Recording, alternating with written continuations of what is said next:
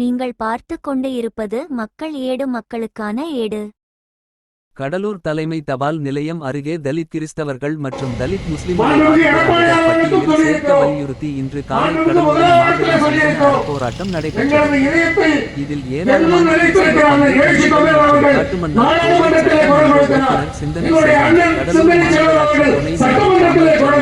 பல்வேறு கட்சிகளின் நிர்வாகிகள் கலந்து கொண்டனர்.